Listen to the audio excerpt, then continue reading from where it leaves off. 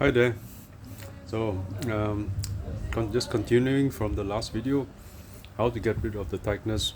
Yeah, we talked about how tightness can be removed by, if our our core is really tight, the whole torso, the upper body is totally tight. Usually, you can't do much. It's already tight. So, what do you do? So we work with the limbs, with the fingers, hands, whatever, even the feet. And wiggle them, knees move, up and down, rocking, any kind of motion on the limbs, and that sort of like can dissipate the inner tension somehow. So it helps.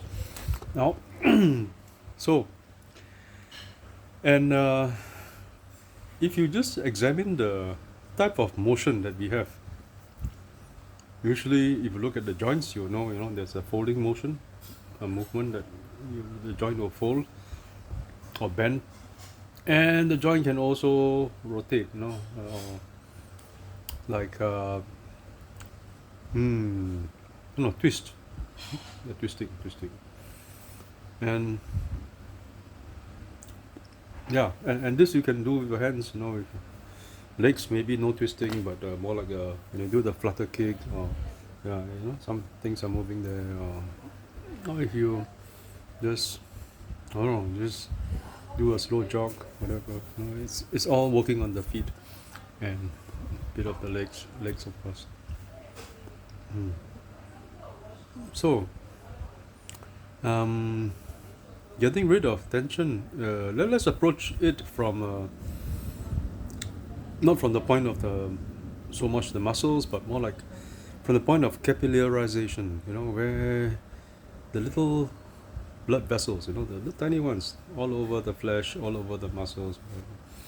I mean, the blood vessels that are big, arteries, they get smaller and smaller and smaller, and they just spread out like the roots of a plant. You have the big root coming out from the stem, and then after that it goes deeper into the soil. You got the smaller branches of the roots. Then you have the root hairs, tiny little root hairs.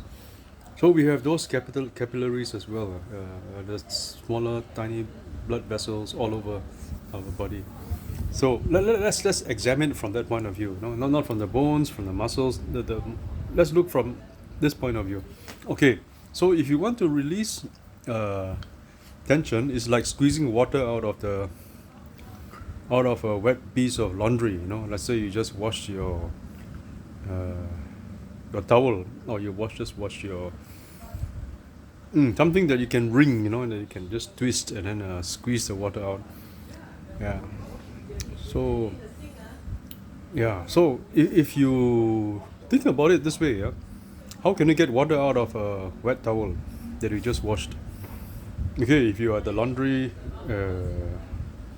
some people say, okay, you have the spin cycle, you get centrifugal force throwing out the water, spinning, going round and round and round, and water gets thrown out because of centrifugal force, and then it departs from the fabric and it goes through the holes in the drum of the washing machine that is now spinning at a high speed. Okay, that's one way, spinning. Another way, long ago, if you go to a laundry and then they are washing sheets, a lot of sheets, maybe for the hotel or for the hospital, and you want to squeeze the water out, you could hang it out to dry, but it'll take longer. So one way is to press, put wet laundry through rollers. So you have a couple of rollers, two huge, heavy, strong pieces of cylinders of steel or something like this, and then then you put your laundry through, and then you roll it, you work the gears, and then just like a sugarcane crusher, sugarcane crushing machine to extract sugarcane juice or sugarcane water. So it works on that principle. So you can roll it, and just by pressing it, just press. If you press something, press out oil or whatever, it goes through rollers. So it presses out the juice or the oil or whatever fluid that is inside. So here you want to extract water, get rid of the water. Okay, you can put it through rollers. So that's another way. And the third way is you could probably use the age-old tested method. You just ring it with your hands. You twist it. You just hold two ends, and then or you loop one end around a bar, or the handle of your bathroom door, whatever is convenient, and then the two ends you just twist it and twist it and twist it until it gets tighter and tighter and tighter. It's easier that way than to just hold two ends with your two hands and then try to ring it. So if you have one end fixed and then you start ringing it with both hands, now you can use both hands to ring the piece of wet cloth or the wet towel. More water will come out. Yeah. Okay, so you have three methods of getting rid of the water. Now, what happens after you get rid of the water? You let go, and then it becomes really primed up to absorb water again, because now it has no more water. It's like we talked about breathing earlier on in the earlier videos. Your body becomes more able to attract oxygen into your bloodstream if you allow a higher carbon dioxide concentration to build up. So you have a stronger concentration gradient, and that speeds up diffusion.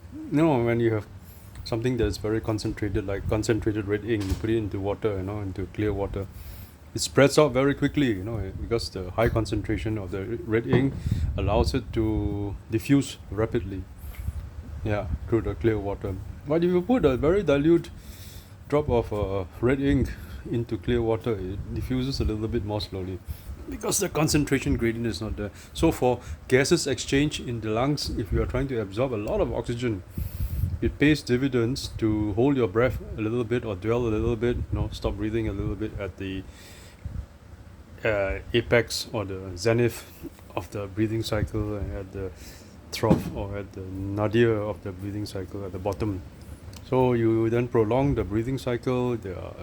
You breathe less cycles per minute, but at the same time you are building up your carbon dioxide concentration, and that higher level of carbon dioxide concentration allows you to take in oxygen very quickly. The moment oxygen comes in from a fresh lung full of air, the next time you breathe in, it is rapidly absorbed into the bloodstream in your lungs. And because it is rushing in, the gases exchange is the mechanism is diffusion. If diffusion is going on rapidly, it usually I don't know, maybe it's true, I'm not 100% sure. There's always like a whiplash, it goes beyond what it's supposed to do. Remember we float bob up and down when we talked about floating? It will just go over the point of equilibrium, and you'll just have more oxygen. Just basically it's good because you have more oxygen than normal, and you get it very fast into your blood, and your blood has now plenty of oxygen, and your tissues or your organs that are waiting for the oxygen from the blood at the lungs, when your heart pumps it to the other parts of the body, they are also the parts of the body that are starved of oxygen, so the concentration of carbon dioxide is high. Again, you have a high carbon dioxide concentration gradient, so the ability of the tissues to suck in or to assimilate or absorb oxygen becomes enhanced. You will pull in the oxygen at great speed. Diffusion happens at great speed, and that means the blood now effectively becomes the mechanism for the blood to deliver oxygen to the organs and to the muscles and everywhere else in your body is enhanced. It becomes very efficient. So your body becomes very well oxygenated, and therefore you will be very healthy. Okay, so that's the oxygen thing, but we are looking at now trying to get rid of tension in our body. Okay, so we should look at the three mechanisms. So let's start with we started with twirling or twisting, and then we have no, we didn't start. Then we started with spinning, right? Spinning, okay. So you could actually do a dance. You could be twirling around, spinning very happily, spinning, flailing your hands around, legs maybe also. I don't know. Yeah, a lot of energy from your core actually will get thrown out, centrifugal force, into the limbs, and then it disperses, through the fingers, through your feet, through your head. You are shaking like crazy. Yaba pills, I don't know. Don't take those things, okay? But basically, if you are really moving those five things, five extremities of your body that can move, the head, the two hands, the 2 feet, five. Everything is shaking, and the waist is gyrating, rocking, and you're doing spins, twirls. Yeah, a lot of energy gets thrown out from the core. That's a good one. That's why dancing is good. Dance regularly, all kinds of dancing. You go to I don't know, long ago, go to Turkey or some parts of the Middle East. There's a kind of special dancing. You go round and round and round and round. Yeah, it's pretty good stuff. Works in the same way. So a lot of tension goes out. Maybe also other benefits, but I'm not an expert, so okay, we'll leave it at that. So dancing is one. Spinning. Next one is what do you say? Pressing, right? Put it through rollers. So in yoga, when you do hatha yoga, what you do is you do bends, body bends. Of course, you do also twisting asanas, that way you twist the body. But let's start with the bends first. Back bends, all kinds of stretches, bending, and all that, and folding. Folding. Just use the kind of like hinge joints of the body, where you fold. And of course, when you fold, the one muscle will get stretched while the other contracts. And if you are in a posture where the stretch is really extreme or to the limits, maybe, but you should only stretch maybe. Okay, it depends what you want to achieve from your stretching, but you will do those yoga asanas. Sometimes you stretch to your limit. Sometimes you get injured. I don't know. So you have to be careful. One kung fu guy, Pakwa Chang, expert, really expert. Learned from a Beijing master. And this guy, he wrote books, and he said if you want to stretch and get the benefit from the stretch, so that the stretch can allow other parts of the body to also to unwind. You stretch only to the maximum of 70% of your capability. You don't go beyond that 70%. Very, very profound teaching. If you really want things to spread out and loosen up in your body, don't spread to extremes. Don't become stiff because of stretching. Yeah. But if you want to do a yoga asana and you want to show people you can do the complete posture, maybe once in a while, but it's not going to loosen things up. You only make the muscles maybe longer a bit, but I'm not expert. So okay, let's say you are stretching to the maximum. So what happens? Blood at the muscle that gets stretched and all those ligaments, whatever you're pulling, they get pushed out. They get squeezed out, like a sponge, squeezed out. So when you relax the posture, blood should rush in. That rushing in will increase the size of your capillaries and cause better capillarization. So your body becomes softer after some time, because of all this stretching. So you can see it also helps to some extent. Maybe not at ligament level, but at least at tissue level, it really helps. So it will help to disperse tension, because originally it was tight. Now it gets better capillarization, becomes more spongy. Spongy means soft. And its ability to take more stretching becomes enhanced. So bending, bending. Yeah, folding, bending. And the last one is, the last mechanism is twisting. Where you wring that wet towel and you want to squeeze the water out. Yeah, you can also twist your body. And there are some asanas where you twist the body.